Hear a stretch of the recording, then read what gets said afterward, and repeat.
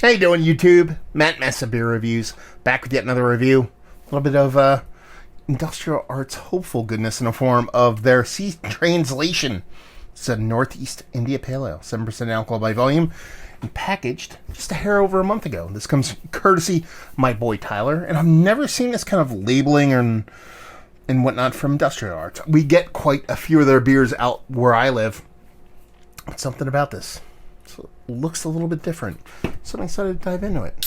It's always kind of weird. I mentioned this on the unboxing, but it's always kind of weird to get beers and beer mails from people when the brewery's like relatively close to where you live. I mean, Industrial Arts is just a hair over an hour, maybe an hour and a half away from where I live, so to actually get stuff in a beer mail is kind of weird. Labeling wise, I love me some honeycomb pattern. It is what I dig. I always dig their labels, but there's something about it, again, it's almost got like an Instagram thing going on. It's like the Instagram logo in the background or something. I don't know what's going on right now. So yeah, anyway, I can get down with it. It looks all the parts of a New England style IPA except for that head. Look at how rocky that thing is. I mean, it is rocky to a T. Exact opposite of what you'd expect from a New England style IPA. Now on the back here, it actually has like a pineapple emoji thing going on.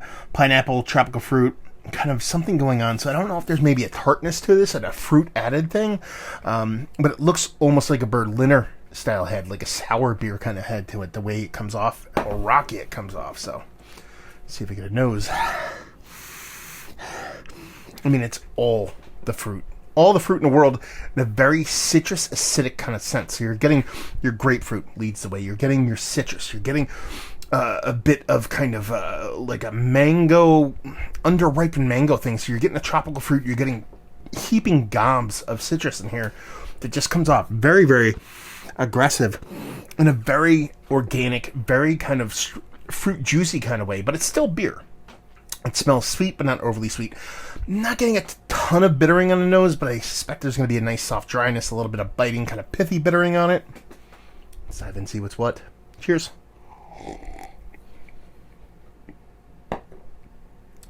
Yeah, didn't even get close to being overly sweet. It's got this nice fruit juice component. This is what I would classify as a juicy beer. A lot of people, when they talk about their juicy brews, the beers they want to kind of covet and talk about when it comes to the juicy realm of IPAs, is a bit more sweeter, a bit more residual sweet. You're not getting that here. You're getting a nice soft dryness, not over the top, but a nice soft dryness, a nice pithy bittering, and this very real, very fleshy, kind of grapefruity, citrus, pineapple kind of fruitiness that really just kind of works. I mean, this is infinitely drinkable, 7%. Grand scheme of things, not that chuggable of a beer, but it's just tasty, drinkable. Something I honestly kind of reminds me of summer. Something I want to actually drink while I'm out and about, golfing, barbecuing, the whole nine, and just screams of summer. To actually have something like this a couple days before Christmas kind of hits is kind of just making me reminisce. Go back to when the days and nights are a little bit warmer in a very, very fun way. So yeah, I like this. Pretty good stuff. Thank you very much, Tyler. I'm a fan.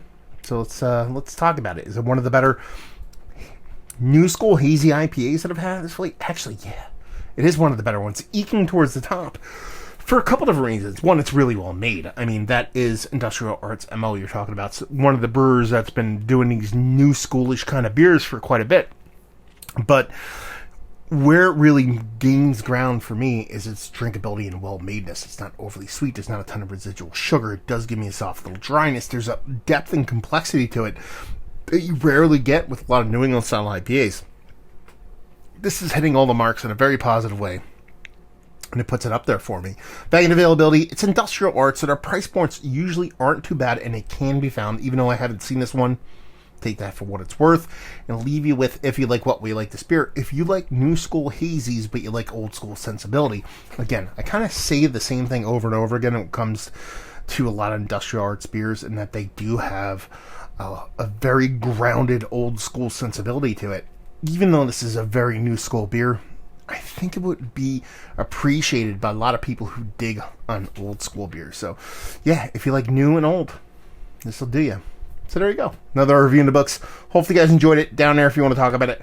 Massive Beers if you want to check me out doing the social media stuff. Beer Massive. Want to check me out doing the whole podcasting thing. And hopefully you guys enjoyed the review. Hopefully you're enjoying a nice little, industrial arts jammer right now. And hopefully see you next time. Cheers.